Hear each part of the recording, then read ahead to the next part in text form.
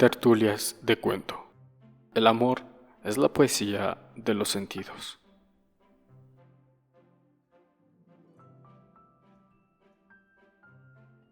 Sofía y un sueño sin fronteras.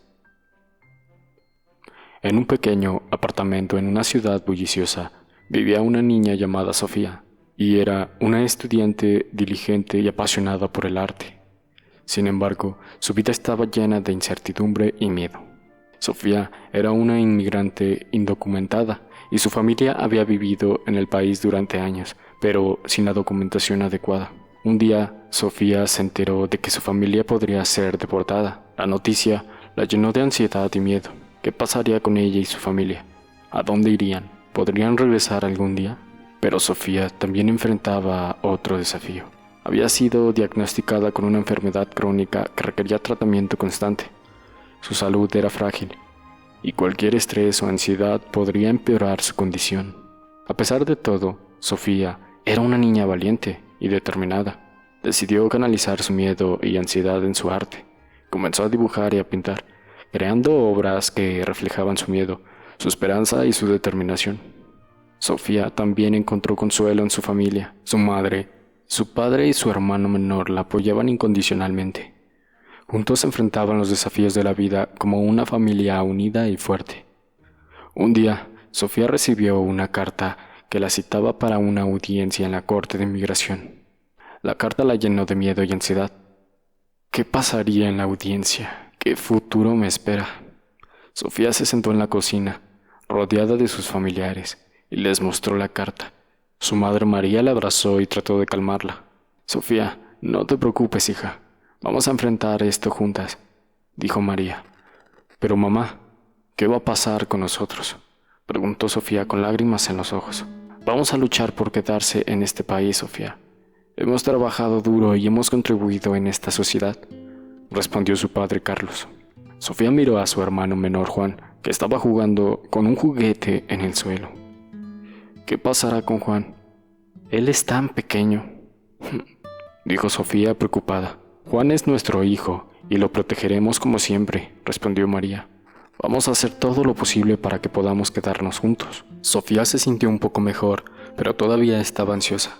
Su familia la apoyaba, pero sabía que la decisión final estaba en manos de la Corte de Inmigración. «¿Qué puedo hacer para ayudar?», preguntó Sofía. «Puedes seguir con tu tratamiento y cuidarte», respondió Carlos. «Y también puedes seguir creando arte, Sofía. Esto te hace fuerte». Sofía asintió, decidida a seguir adelante. Sabía que tenía que ser fuerte, por su familia y por sí misma. «Voy a seguir pintando, papá. Voy a crear algo especial para la audiencia», dijo Sofía con determinación. María sonrió y la abrazó de nuevo. «Estoy orgullosa de ti, Sofía. Eres una niña valiente y talentosa». El día de la audiencia llegó y Sofía se sintió nerviosa pero determinada. Su familia la acompañó a la Corte de Inmigración y se sentaron en una sala llena de gente que esperaba su turno. Sofía llevaba consigo un portafolio con sus obras de arte que había creado especialmente para la audiencia. Quería mostrar al juez que era una niña con sueños y aspiraciones y que merecía quedarse en el país. Cuando llegó su turno, Sofía se levantó y se acercó al estrado. El juez la miró con una expresión seria, pero Sofía no se dejó intimidar. «Señorita Sofía, ¿puede explicarme por qué cree que debería quedarse en este país?», preguntó el juez. Sofía tomó una respiración profunda y comenzó a hablar. «Señor juez, he vivido en este país durante la mayor parte de mi vida. He ido a la escuela, he hecho amigos y he aprendido a amar este lugar. Mi familia y yo hemos trabajado duro para contribuir a la sociedad y tengo una enfermedad que requiere tratamiento constante. Si me deportan, no podré recibir el tratamiento que necesito». El juez asintió y miró el portafolio de Sofía. «¿Qué hay en este portafolio?», preguntó. «Son mis obras de arte, señor juez. Quería mostrarle que soy una niña con sueños y aspiraciones. Quiero ser artista un día, y creo que puedo lograrlo si me dan la oportunidad de quedarme en este país». El juez hojeó el portafolio, deteniéndose en algunas de las obras de Sofía. Luego Miró a Sofía con una expresión más suave. Sofía, tu arte es muy talentoso. ¿Puedes explicarme qué significa esta obra en particular?, preguntó, señalando un dibujo de una mariposa. Sofía sonrió. Claro, esa es mi historia, señor juez. La mariposa representa la libertad y la esperanza. Quiero ser libre de vivir mi vida sin miedo a ser deportada. Quiero tener la oportunidad de cumplir mis sueños. El juez asintió, tomando nota de las palabras de Sofía. El juez se tomó un momento para reflexionar sobre el caso de Sofía. Luego miró a la niña y a su familia con una expresión compasiva. Sofía, he revisado tu caso y he considerado tus argumentos. Me impresiona tu determinación y tu talento artístico. También he tomado en cuenta tu enfermedad y necesidad de tratamiento constante. El juez hizo una pausa y Sofía se sintió nerviosa. Después de considerar todos los factores, decido que... El juez hizo otra pausa. Te condeno el permiso de residencia temporal. Podrás quedarte en el país y recibir el tratamiento que necesitas. Sofía se sintió aliviada y muy feliz. Su familia la abrazó, llorando de alegría. Gracias, señor juez, dijo Sofía con lágrimas en los ojos. El juez sonrió y asintió. Sofía, tienes un futuro brillante por delante. No dejes que nada te detenga. Sigue creando arte y persiguiendo tus sueños. Sofía salió de la corte con su familia, sintiendo un peso menos en sus hombros. Sabía que todavía había desafíos por delante, pero estaba decidida a enfrentarlos con valentía y determinación. Vamos a celebrar, Sofía, dijo su madre sonriendo. Sofía sonrió también, sintiendo una sensación de esperanza y libertad. Sí, mamá, vamos a celebrar la vida y el futuro. Sofía y su familia celebraron la decisión del juez con una comida especial en casa. La niña se sentía aliviada y feliz, sabiendo que podría quedarse en el país y continuar con su tratamiento. Después de la comida, Sofía se sentó en su habitación y comenzó a dibujar. Quería crear una obra que reflejara su felicidad y gratitud. Mientras dibujaba, se dio cuenta de que su arte no solo era una forma de expresión, sino también una forma de terapia. Con el tiempo, Sofía continuó creando arte y persiguiendo sus sueños. Se inscribió en una escuela de arte y comenzó a estudiar pintura y dibujo. Su talento y dedicación la llevaron a exponer sus obras en varias galerías locales. Sofía también se convirtió en una activista por los derechos de los inmigrantes y los niños con enfermedades crónicas. Utilizó su arte para concienciar sobre estas causas y para inspirar a otros a luchar por sus derechos. Un día, Sofía recibió una llamada de una organización que se dedicaba a ayudar a los niños inmigrantes. Querían que ella fuera portada de su revista anual, que compartiera su historia con otros. Sofía se sintió honrada y emocionada. Sabía que su historia podría inspirar a otros a no rendirse y a luchar por sus sueños. Sí, acepto, dijo Sofía con una sonrisa. Y sí, Sofía continuó creando arte y luchando por sus derechos. Su historia se convirtió en un ejemplo de esperanza y determinación para muchos.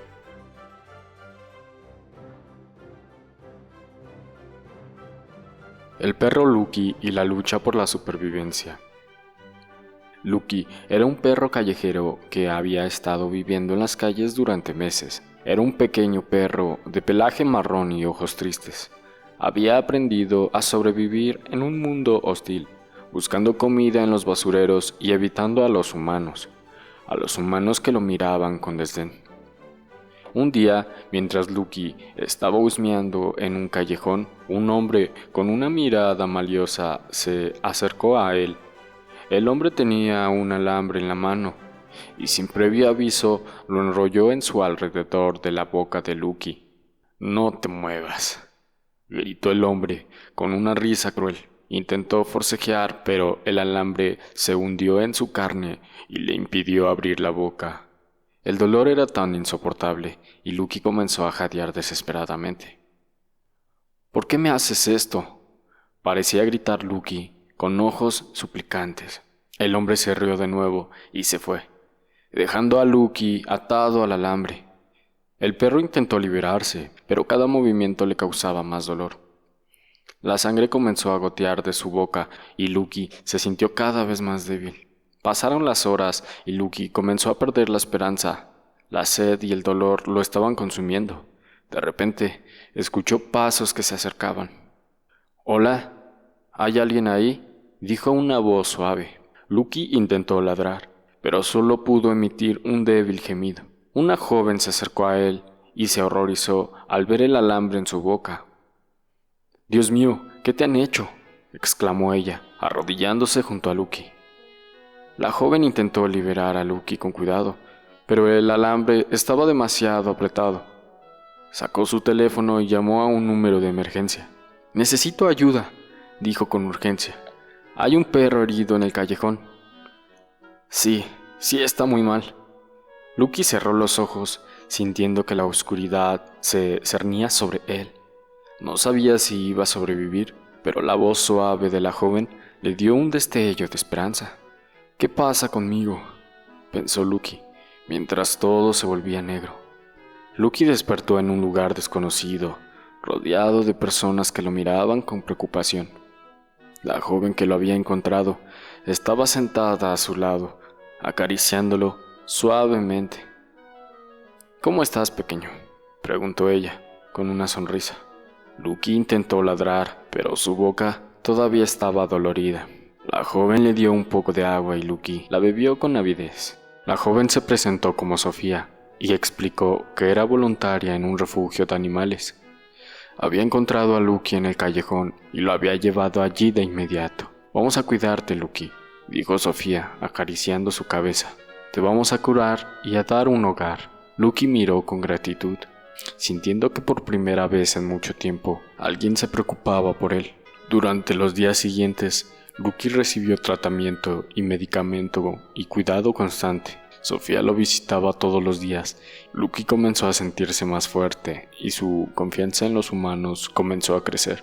Un día el veterinario le quitó el alambre y Lucky pudo abrir la boca de nuevo. Aunque todavía sentía dolor, podía comer y beber sin problemas.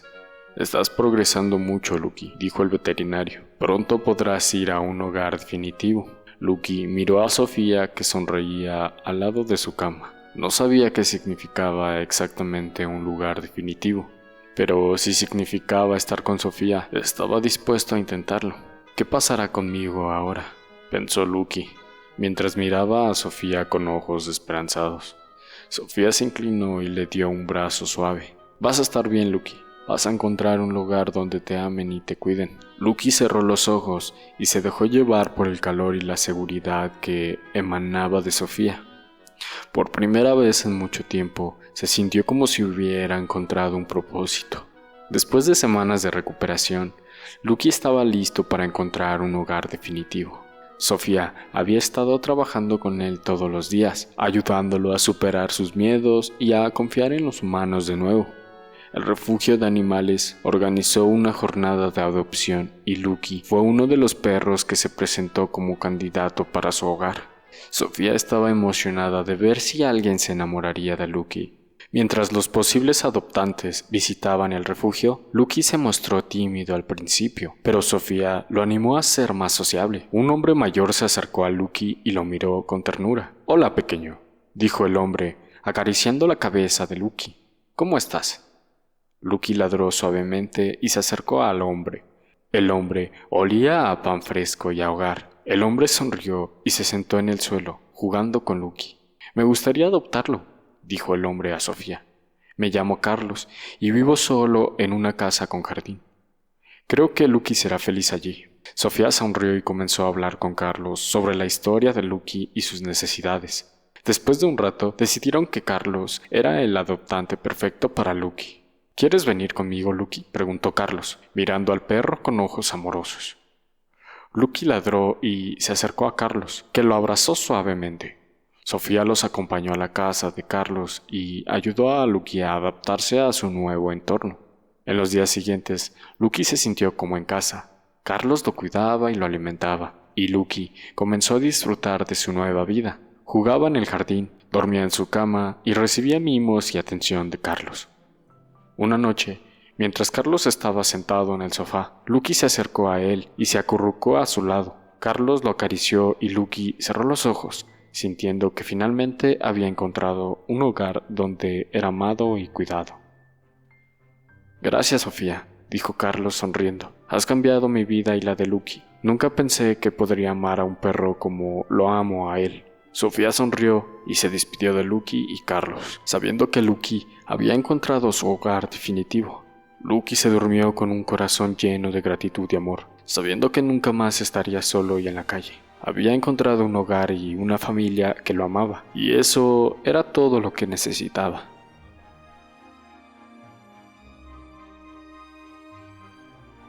El vuelo de la libertad. En el frío paisaje ártico, Timo, un pingüino emperador majestuoso con plumas grises y blancas, vivía en una colonia próspera. Un día, mientras exploraba el hielo, fue sorprendido por un grupo de cazadores furtivos que lo capturaron y lo llevaron a un contenedor oscuro y húmedo. Timo se encontraba en un mundo desconocido, rodeado de ruido y contaminación.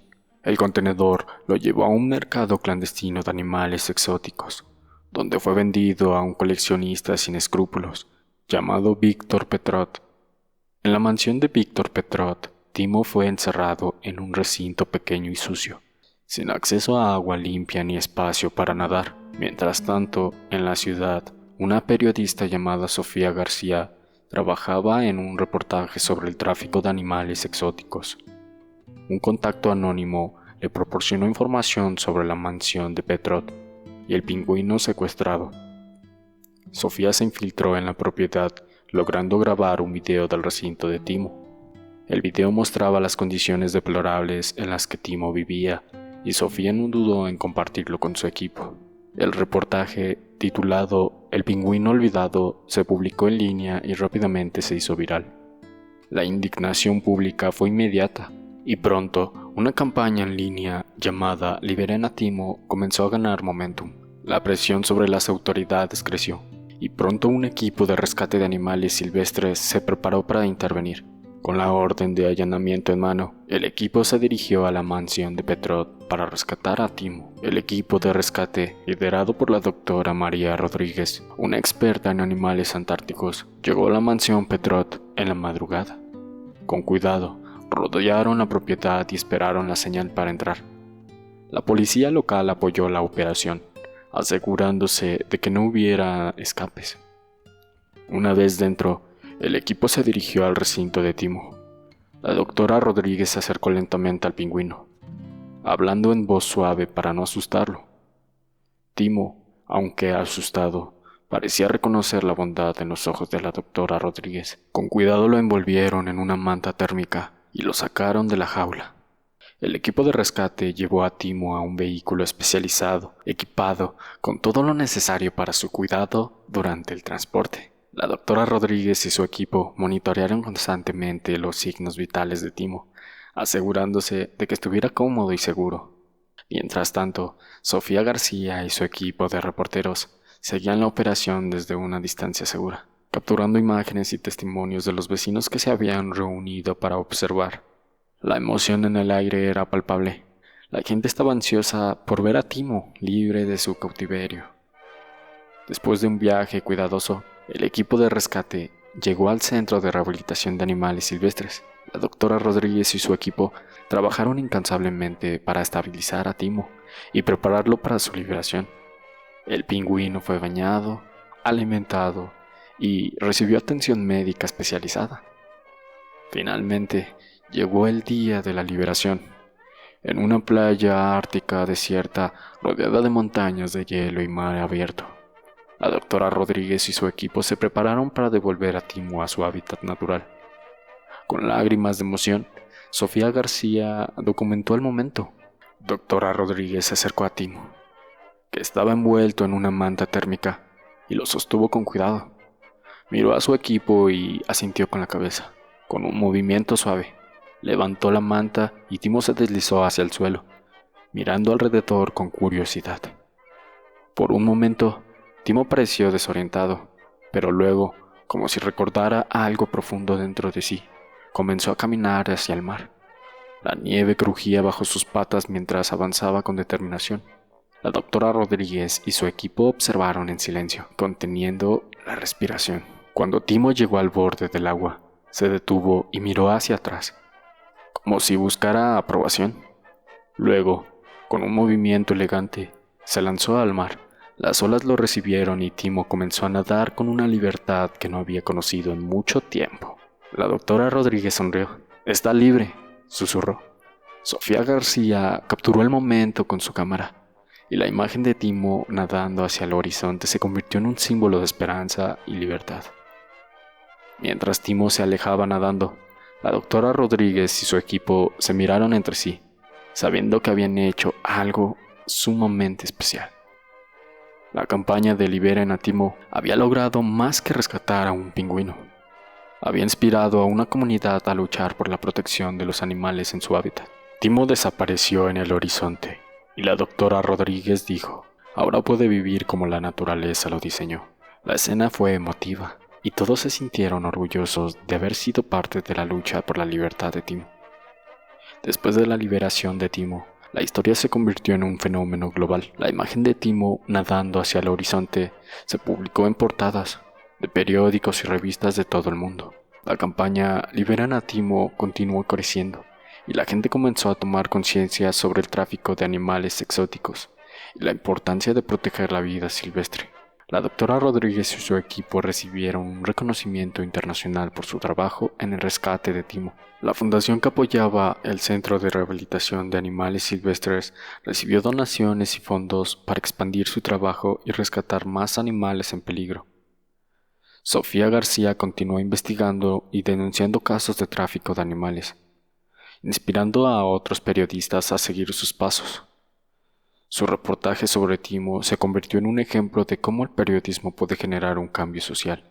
En la Antártida, Timo se reintegró en su colonia, y los pingüinos lo recibieron con curiosidad y aceptación, aunque nunca olvidaría su experiencia.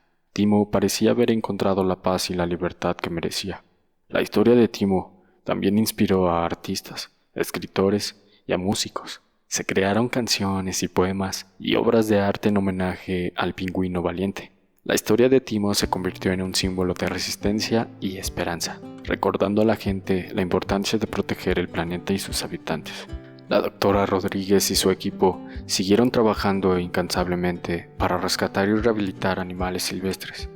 La fundación que apoyaba su trabajo se expandió y se convirtió en una de las organizaciones más respetadas en el campo de la conservación.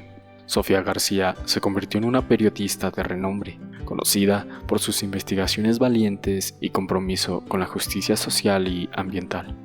Su reportaje sobre Timo se estudió en universidades y escuelas de periodismo como un ejemplo de cómo el periodismo puede generar un cambio.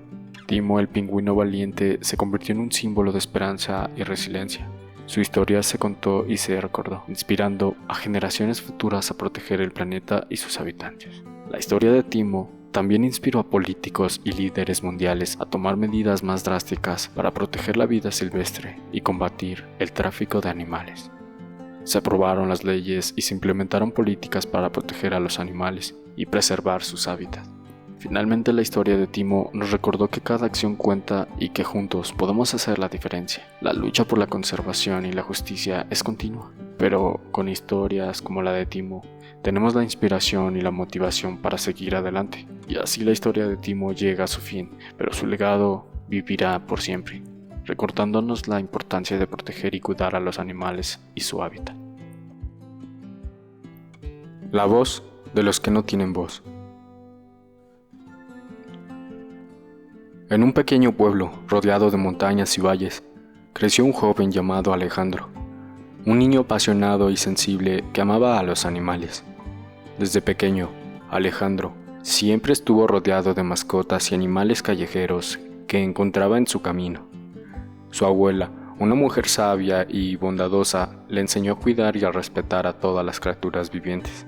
A medida que crecía, Alejandro se convirtió en un joven apasionado y determinado. Decidió unirse al ejército, no solo para servir a su país, sino también para proteger a los más vulnerables, incluidos los animales. Su carrera militar fue destacada y pronto se convirtió en un líder respetado por sus compañeros y superiores, Un día, mientras estaba de permiso en la ciudad, Alejandro presentó un caso de maltrato animal que lo conmocionó profundamente. Un hombre estaba golpeando a un perro en la calle y nadie parecía intervenir. Alejandro actuó rápidamente, deteniendo al hombre y llevando al perro a un refugio local. Este incidente lo marcó profundamente y lo llevó a reflexionar sobre la necesidad de leyes más estrictas para proteger a los animales. Alejandro decidió utilizar su influencia en el ejército para considerar sobre el maltrato animal y promover los cambios legislativos. Comenzó a hablar con sus compañeros y superiores, compartiendo su experiencia y explicando por qué era crucial proteger a los animales. Su pasión y convicción pronto atrayeron la atención de otros militares y civiles. Juntos formaron un grupo de trabajo para investigar y documentar casos de maltrato animal en el país. Alejandro y su equipo recopilaron testimonios, fotografías y videos que mostraban la crueldad y el sufrimiento que muchos animales padecían. Con esta información comenzaron a presionar a los legisladores para que aprobaran las leyes estrictas contra el maltrato animal. Alejandro y su equipo presentaron sus hallazgos a un grupo de legisladores comprometidos con la causa animal. Les mostraron sus pruebas recopiladas y compartieron historias desgarradoras de animales maltratados. Los legisladores se conmovieron y decidieron apoyar la iniciativa. Juntos, Alejandro y los legisladores redactaron 2 proyectos de ley, uno que penalizaba severamente el maltrato animal y otro que establecía programas de protección y adopción para animales abandonados. La tarea no fue fácil, ya que enfrentaron resistencia de grupos que se oponían a cambios en la legislación. Sin embargo, Alejandro y su equipo no se rindieron, organizaron campañas de concienciación, hablaron en medios de comunicación y movilizaron a la sociedad civil para que apoyaran las propuestas. La pasión y determinación de Alejandro inspiraron a muchos a unirse a la causa. Finalmente, después de meses de arduo trabajo, los proyectos de la ley llegaron al Congreso. Alejandro testificó ante el Comité Legislativo, compartiendo su experiencia y explicando por qué estas leyes eran cruciales. Su testimonio emocionó a los legisladores y pronto las leyes fueron aprobadas por una unanimidad. La primera ley, conocida como Ley de Protección Animal, establecía penas severas para quienes maltrataban o abandonaban a los animales. La segunda ley, la Ley de Adopción y Protección, creaba programas para rescatar y rehabilitar animales abandonados y fomentaba la adopción responsable. La aprobación de estas leyes fue un logro histórico y Alejandro se convirtió en un héroe para muchos. Su dedicación y liderazgo había cambiado la vida de miles de animales. Después de la aprobación de las leyes, Alejandro se convirtió en un defensor inalcanzable de su implementación. Trabajó estrechamente con las autoridades y organizaciones de protección animal para asegurarse de que las leyes se aplicaran de manera efectiva. Alejandro también se enfocó en educar a la sociedad sobre la importancia de tratar con un respeto y compasión a los animales. Organizó talleres, charlas y campañas de concienciación en las escuelas, comunidades y medios de comunicación. La sociedad comenzó a cambiar su percepción sobre el maltrato animal. La gente empezó a denunciar casos de abuso y adoptar animales de refugio. Los medios de comunicación cubrieron ampliamente la historia de Alejandro y las leyes que había impulsado, inspirando a otros a tomar acción. A medida que pasaba el tiempo, Alejandro se convirtió en un líder reconocido en la lucha contra el maltrato animal. Recibió premios y reconocimientos por su trabajo. Pero lo que más le importaba era ver el impacto positivo en la vida de los animales. Un día, Alejandro visitó un refugio de animales que había sido beneficiado por las leyes que había impulsado. Vio a perros y gatos felices, jugando y recibiendo amor de sus nuevos dueños. Se sintió orgulloso de haber sido parte de este cambio y supo que su trabajo había valido la pena. La historia de Alejandro se convirtió en un ejemplo de cómo una persona puede hacer una diferencia en la vida de muchos. Su dedicación y pasión inspiraron a otros a unirse a la lucha por la protección animal, creando un efecto dominó que continuó cambiando vidas. A medida que pasaban los años, Alejandro continuó trabajando incansablemente para proteger a los animales. Se convirtió en un referente en la lucha contra el maltrato animal y su historia inspiró a muchos a unirse a la causa. Alejandro también se enfocó en educar a los jóvenes sobre la importancia de la compasión y el respeto hacia los animales. Visitó escuelas y universidades, compartiendo su experiencia y motivando a los estudiantes a tomar acción. La sociedad continuó cambiando y la conciencia sobre el maltrato animal se volvió más generalizada. Las acciones que Alejandro había impulsado se convirtieron en un modelo para otros países y su trabajo fue reconocido internacionalmente. Un día, Alejandro recibió un premio por su dedicación a la causa animal. En su discurso de aceptación dijo: "No estoy aquí solo por los animales, estoy aquí por la humanidad, porque cuando tratamos con compasión y respeto a los animales, nos tratamos mejor a nosotros mismos y a nuestro planeta". La multitud aplaudió y Alejandro se sintió orgulloso de haber podido hacer la diferencia. Su legado continuaría inspirando a futuras generaciones a luchar por la justicia y la compasión por todos los seres vivos. La historia de Alejandro nos recuerda que cada persona puede hacer una diferencia y que juntos podemos crear un mundo más justo y compasivo para todos. La historia de Alejandro nos deja un legado de compasión, determinación y justicia. Su trabajo inalcanzable por proteger a los animales nos inspira a tomar acción y hacer una diferencia en nuestras comunidades. Podemos empezar por enseñar actos de bondad, como adoptar mascotas de refugios, donar a organizaciones de protección animal, o simplemente ser conscientes de nuestras acciones y cómo afectan a los animales. La historia de Alejandro también nos recuerda que cada persona tiene el poder de generar el cambio. Podemos unirnos para crear un mundo más justo y compasivo para todos los seres vivos. Así que te pregunto, ¿qué vas a hacer hoy para hacer una diferencia en la vida de los animales? ¿Vas a adoptar una mascota? ¿Donar a una organización de protección animal? ¿O simplemente ser más consciente de tus acciones? Recuerda que cada acción cuenta y juntos podemos crear un mundo mejor para todos. Y así, la historia de Alejandro llega a su fin, pero su legado vivirá por siempre inspirando futuras generaciones a luchar por la justicia y compasión por los seres vivos. Con una sonrisa, Alejandro pensó en los animales que había ayudado, en las familias que habían encontrado un nuevo miembro en su refugio, y las personas que habían aprendido a tratar con compasión y respeto a los seres vivos. El verdadero heroísmo no está en las acciones graciosas, sino en los pequeños actos de bondad y compasión que hacemos cada día, se dijo a sí mismo. Y con esta reflexión Alejandro continuó su camino, sabiendo que su trabajo no había terminado, pero que había dejado una huella imborrable en el mundo. La compasión es un lenguaje que todos los seres vivos entienden.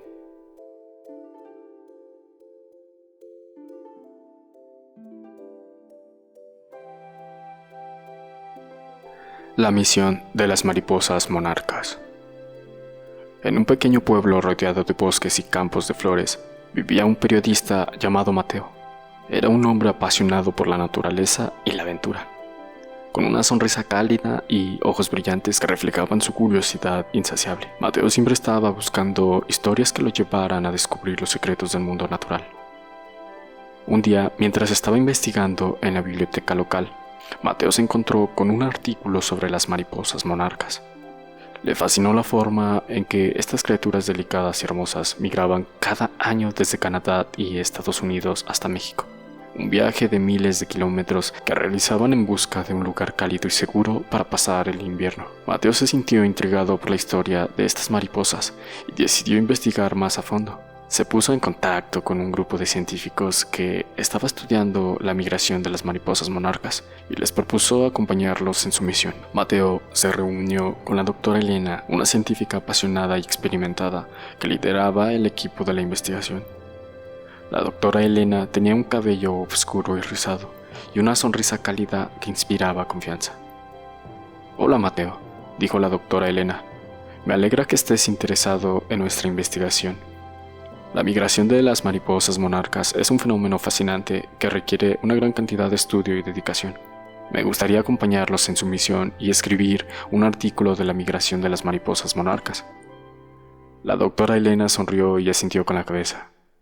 Me parece una excelente idea», dijo. «Pero debes entender que la misión será un desafío. Tendremos que viajar a lugares remotos y trabajar en condiciones difíciles». Mateo se sintió emocionado y nervioso al mismo tiempo. «Estoy preparado para el desafío. ¿Cuándo podemos empezar?» La doctora Elena sonrió de nuevo. «Podemos empezar en una semana. Tendremos que prepararnos adecuadamente para el viaje. ¿Estás listo para unirte a nuestro equipo?» Mateo asintió con entusiasmo. «Sí, estoy listo», dijo. «¿Qué debo hacer para prepararme?» La doctora Elena le dio a Mateo una lista de cosas que debía hacer para prepararse para el viaje. «Tendrás que leer sobre la biología y el comportamiento de las mariposas monarcas», dijo. «También tendrás que prepararte físicamente para el viaje. Tendremos que caminar y correr en terrenos difíciles». Mateo se sintió emocionado y motivado. «Lo haré», dijo. «Estoy listo para comenzar». Mateo pasó la semana siguiente preparándose para la misión. Leyó libros y artículos sobre la biología y el comportamiento de las mariposas monarcas. Se entrenó físicamente para el viaje. También se reunió con la doctora Elena y el equipo de científicos para discutir los detalles del viaje y planificar su ruta. La doctora Elena le dio a Mateo un equipo de campo que incluía un microscopio, un cuaderno de notas y una cámara para documentar su viaje. Mateo se sintió emocionado de tener la oportunidad de capturar imágenes y datos sobre las mariposas monarcas. El equipo de científicos estaba formado por personas apasionadas y experimentadas en su campo. Había un hematólogo llamado Dr. García, que se especializaba en el estudio de las mariposas. También una bióloga llamada Doctora Rodríguez, que estudiaba la ecología de las mariposas monarcas, y un guía local llamado Carlos, que conocía la región y podía ayudar al equipo a navegar por el terreno difícil. Finalmente, Mateo se reunió con el equipo de científicos en el aeropuerto y juntos subieron a un avión que los llevaría a México. Durante el vuelo, Mateo se sintió emocionado y nervioso al mismo tiempo. Al llegar a México, el equipo se dirigió a la reserva de la biosfera de la mariposa monarca, un lugar sagrado para estas criaturas. La reserva estaba ubicada en el Estado de México, en un valle rodeado de montañas y bosques de pino. Cuando llegaron a la reserva, Mateo se sintió impresionado por la belleza natural del lugar. Los árboles estaban cubiertos de mariposas monarca, y el aire estaba lleno del sonido de sus alas. La doctora Elena sonrió y asintió con la cabeza. Este es un lugar donde las mariposas monarcas pasan el invierno. Es un lugar mágico, ¿no crees? Mateo asintió con entusiasmo. La doctora Elena rió. Es un lugar especial, dijo. Vamos a empezar a trabajar. Mateo y el equipo de científicos pasaron los siguientes días investigando la reserva de la biosfera de la mariposa monarca. Estudiaron el comportamiento de las mariposas monarcas, observaron su migración y analizaron su hábitat. La doctora Elena y el doctor García se encargaron de recopilar datos sobre la población de mariposas monarcas, mientras la doctora Rodríguez estudió la ecología de la reserva y cómo afectaba a las mariposas. Mateo, por su parte, se centró en documentar todo lo que sucedía en la reserva, tomando notas y fotografías. Un día, mientras Mateo estaba tomando fotografías de las mariposas monarcas, notó algo extraño. Una de las mariposas parecía estar actuando de manera diferente a las demás. Se acercó a la doctora Elena y le mostró la fotografía. «Doctora Elena, mire esto», dijo Mateo. «Esta mariposa parece estar haciendo algo diferente». La doctora Elena miró la fotografía y se sorprendió. «Eso es increíble», dijo. «Esa mariposa está realizando un comportamiento que no habíamos visto antes. Vamos a estudiarla más de cerca». El equipo científico se acercó a la mariposa y comenzó a observarla. Después de unos minutos, la doctora Elena se dio cuenta de que la mariposa estaba intentando comunicarse con otra mariposa que estaba en un árbol más cercano. El descubrimiento de la mariposa que intentaba comunicarse con otra mariposa fue un avance importante para la investigación. La doctora Elena y el equipo de científicos se dieron cuenta de que las mariposas monarcas eran capaces de comunicarse entre sí de manera más compleja de lo que se pensaba. Mateo se sintió emocionado por el descubrimiento y comenzó a tomar más fotografías y notas. La doctora Elena sonrió y asintió con la cabeza. Esto es exactamente lo que esperábamos encontrar. La comunicación entre las mariposas monarcas es un tema fascinante que requiere más investigación. Después de un largo día de investigación, el equipo de científicos se retiró a su campamento para descansar. Mateo se sentó en una roca y miró hacia la reserva, disfrutando del silencio y de la belleza del lugar. De repente, escuchó un ruido detrás de él. Se dio la vuelta y vio a una mariposa monarca posada en una flor cerca de él. La mariposa parecía estar mirándolo, y Mateo sintió una conexión con ella. Mateo se sintió fascinado por la mariposa monarca que se había posado en la flor cerca de él. La miró fijamente y la mariposa parecía estar mirándolo también. De repente se sintió una conexión con la naturaleza que nunca había experimentado antes. La doctora Elena se acercó a Mateo y sonrió. «Veo que has encontrado a una amiga. Las mariposas monarcas son criaturas muy especiales». Mateo asintió con la cabeza. Sí lo son, dijo. Me siento como si estuviera conectado con ella de alguna manera. La doctora Elena se sentó al lado de Mateo y miró a la mariposa. La conexión con la naturaleza es algo muy poderoso. Puede cambiar nuestra perspectiva sobre el mundo y sobre nosotros mismos. Mateo se sintió reflexivo. Creo que tienes razón. Me siento diferente después de estar aquí en la reserva. Mateo se quedó sentado en silencio durante un rato, reflexionando sobre su experiencia en la reserva. Se dio cuenta de que había aprendido mucho, más que solo sobre las mariposas monarcas. Había aprendido sobre la importancia de la conexión con la naturaleza y sobre la belleza y la complejidad del mundo natural. La doctora Elena se levantó y se despidió de Mateo. Buenas noches, Mateo, dijo. Espero que hayas disfrutado del día de hoy.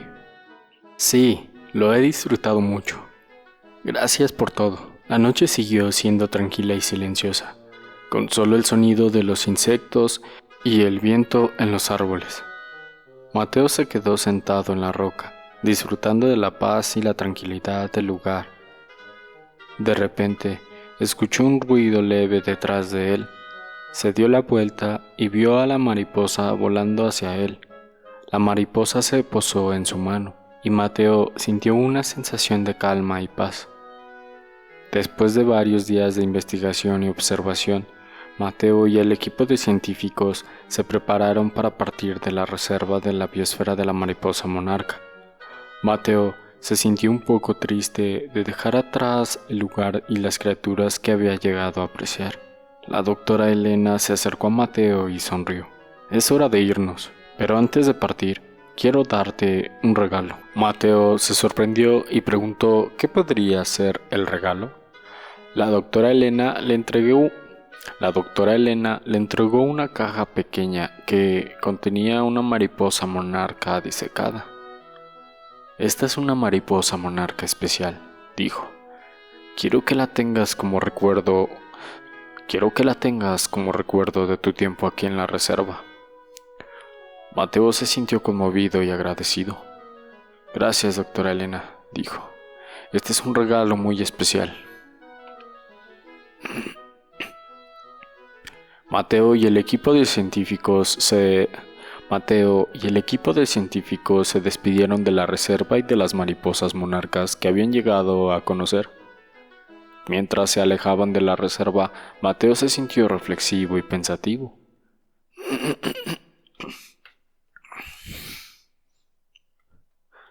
Se dio cuenta de que su experiencia en la reserva había cambiado. Se dio cuenta de que su experiencia en la reserva había cambiado su perspectiva sobre el mundo y sobre sí mismo. Había aprendido sobre la importancia de la conexión con la naturaleza y sobre la belleza y la complejidad del mundo natural. Mateo regresó a su hogar con una sensación de paz y tranquilidad. Se sintió agradecido por la experiencia que había tenido en la reserva.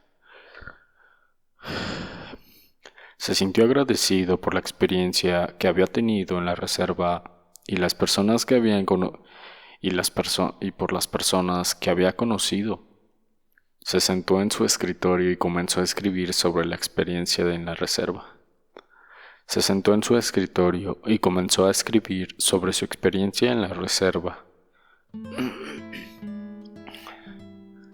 Mientras escribía, se dio cuenta que había aprendido mucho más que solo sobre las mariposas monarca.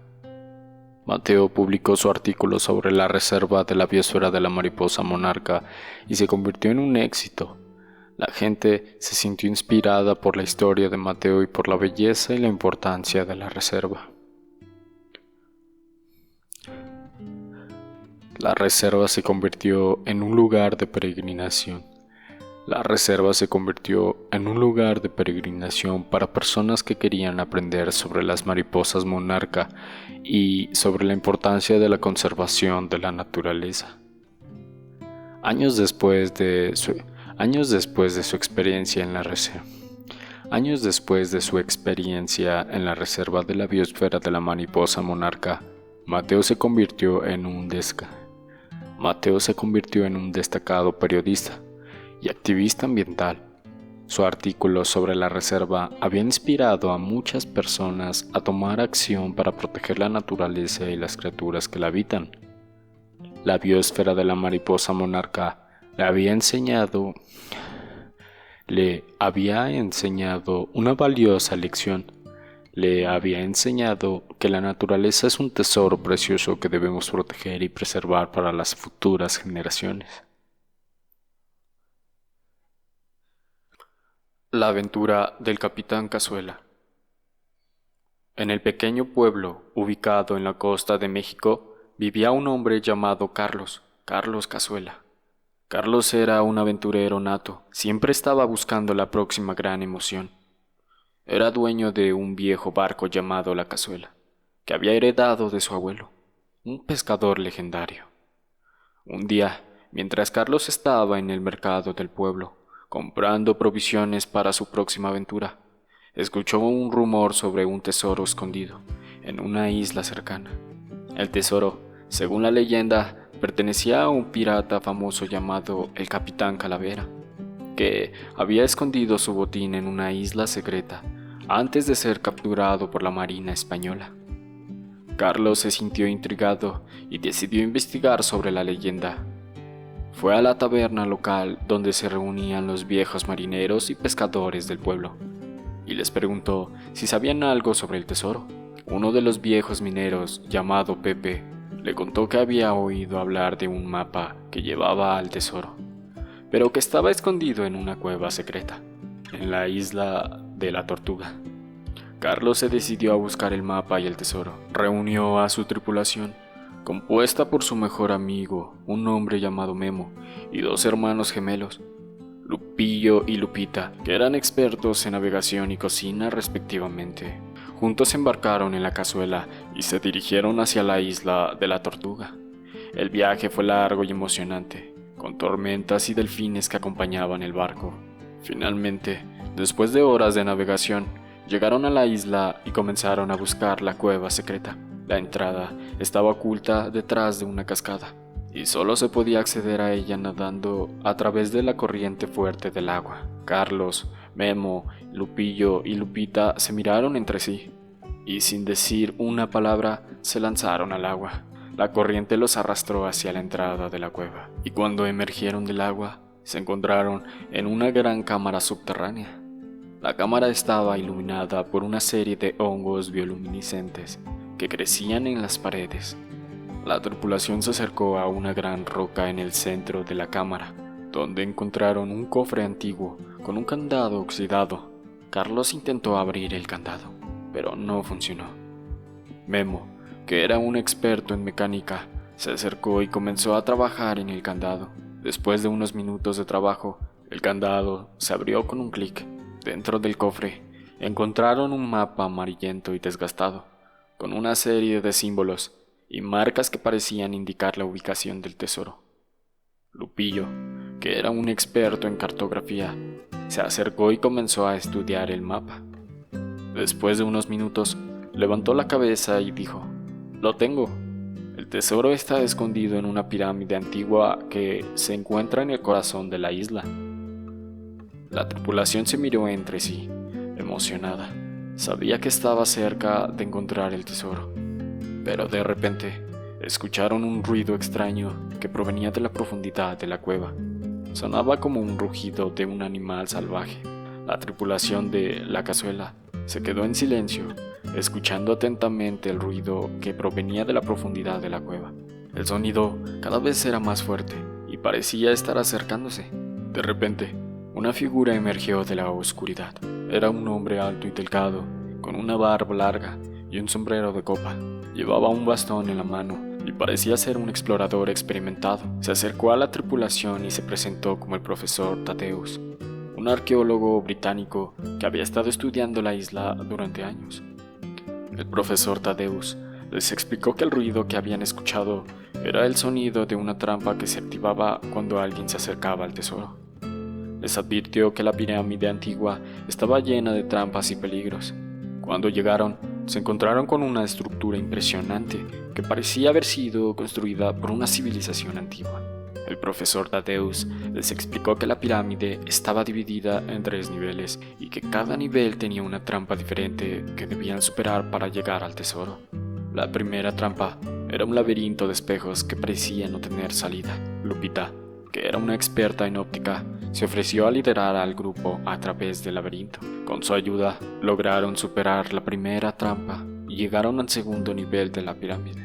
Pero allí se encontraron con una trampa aún más peligrosa. La segunda trampa era una sala llena de presión, donde el suelo estaba cubierto de placas de piedra que se hundían cuando alguien se ponía encima.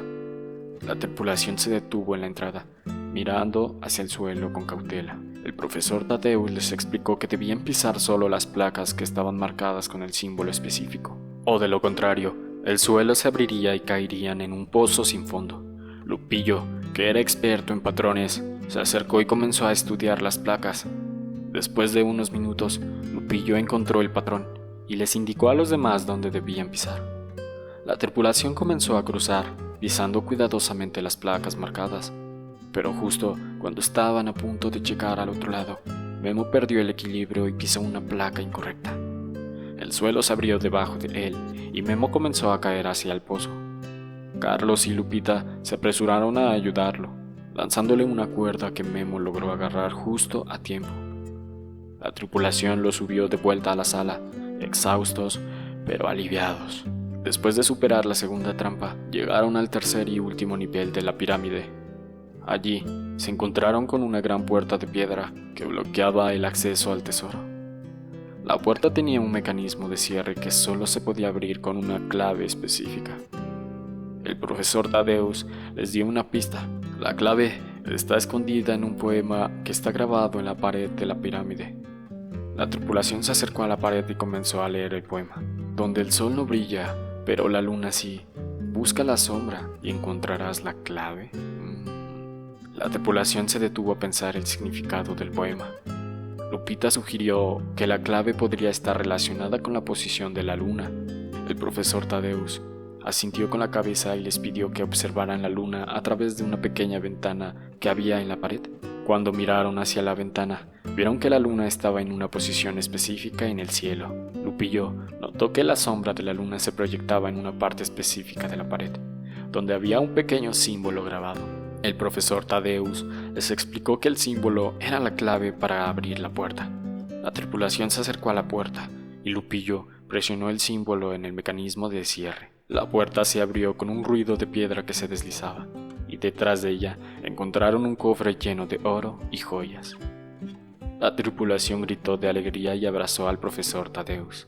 Habían encontrado el tesoro del Capitán Calavera, pero justo cuando estaban a punto de salir de la pirámide, escucharon un ruido de pasos que se acercaban. Era un grupo de personas con uniformes de seguridad y armas. Entraron a la sala. Eran los guardias de seguridad de un museo que había estado siguiendo al profesor Tadeus. Les dijeron que el profesor había robado el mapa del tesoro del museo y que debían arrestarlo. La tripulación se miró entre sí, sorprendida. ¿Qué iba a pasar ahora? ¿Podrían escapar con el tesoro? ¿O serían arrestados y perderían todo? La aventura del Capitán Cazuela había llegado a un punto crítico. La tripulación se quedó en silencio, sorprendida por la llegada de los guardias de seguridad.